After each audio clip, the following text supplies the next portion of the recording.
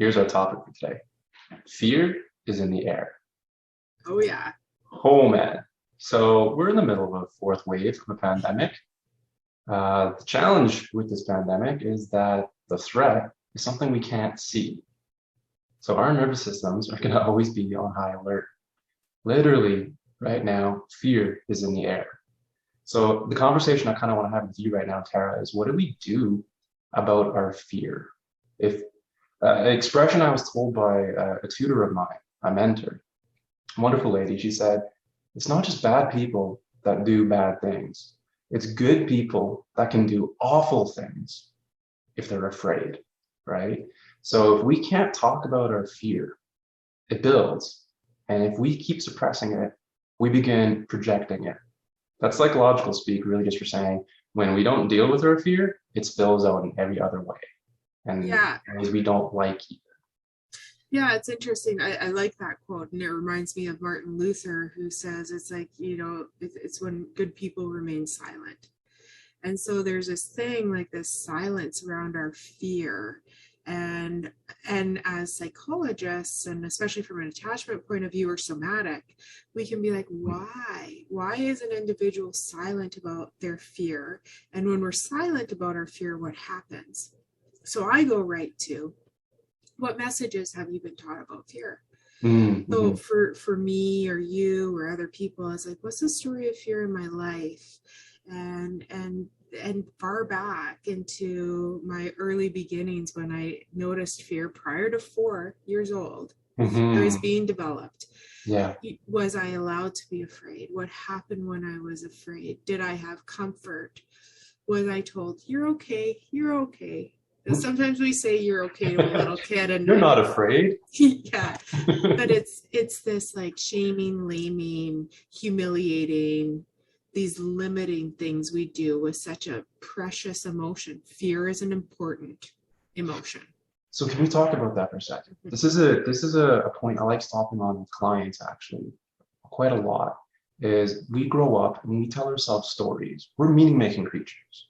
From the most rational, scientific-oriented person to the most outrageous conspiracy theorist, all of us have in common this need to make meaning. And when it comes to fear, when it comes to our basic embodied emotions, we start telling ourselves stories about these emotions, right? And we add morality on top of them, right? Feeling fear in our body isn't a good thing, and it isn't a bad thing. But many of us carry this sense that fear is bad, fear is weakness. And the challenge is if we can't be with our fear, we lose information that our nervous system is giving us. And it's harder for us to make good decisions in reality. So when fear is in the air and we're being asked to make decisions, how do we make good decisions? Mm-hmm. I love that. And it's like, I think for you and I, we're talking about the nature and the nurture. So there's this nature, there's this not neurological space for fear. Yeah. And then there's the biological space. Where does fear live in my body? Yeah. Why does fear live in my body? What does that mean? And then there's this thing of like, what are the messages? What is the story of fear in my life? What have I been taught about fear? Mm-hmm. So then we like fast forward to present day. Fear is in the air. Yeah. So I think one of the big things I'd like to open up even is how do we see ourselves dealing with our fear? Mm-hmm. Can we be present with our fear? Are we allowed to be afraid and look at our world?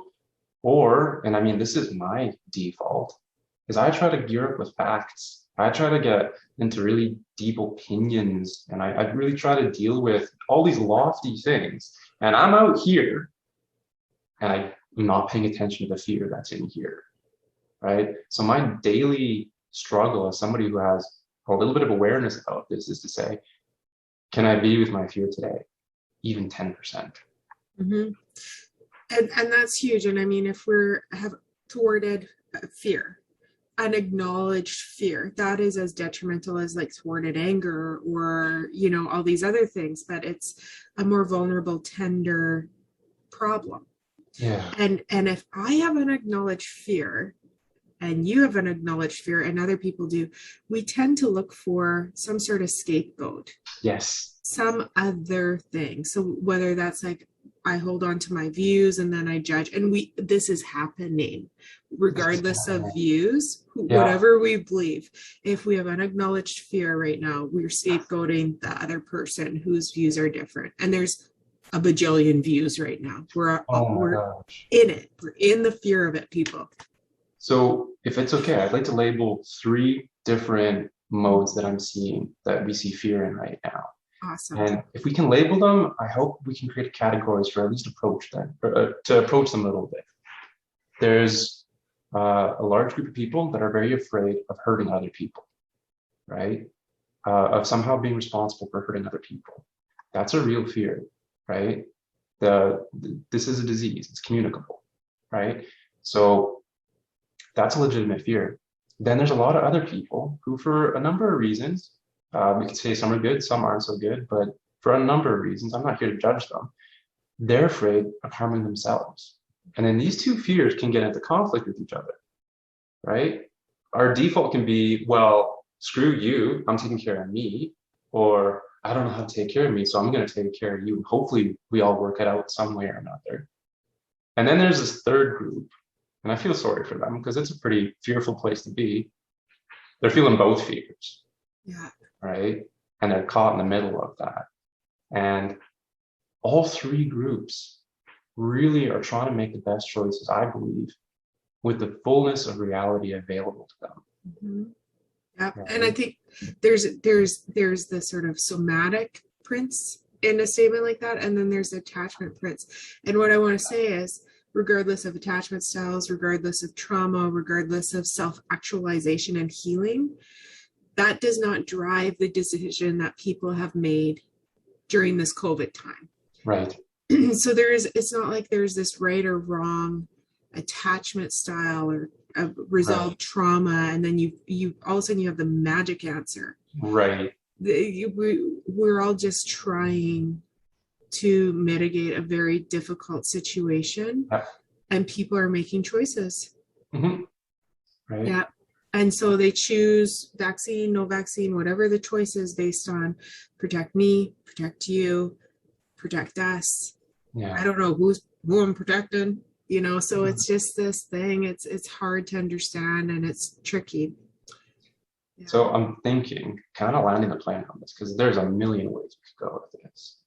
But to make it, in a sense, really practical, how are ways that you work with people to be able to open up feeling or staying with or recognizing even a little bit of the fear that they hold? Maybe not the whole bottle of it, but even a little bit. So what I've been really focusing on in our vlogs, what I've been really focusing on in my own self for the past probably 6 months is getting slow, and talking with clients about getting slow. When I see people who are in excessive stress right now, so maybe there's some thwarted fear, probably there's thwarted fear amongst other things. A lot of it is like, how do I just get still and slow?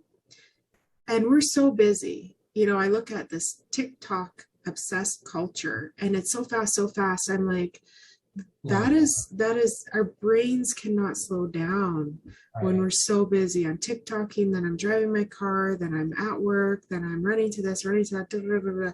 It's like, okay, how do we carve out some space to just be? Yeah.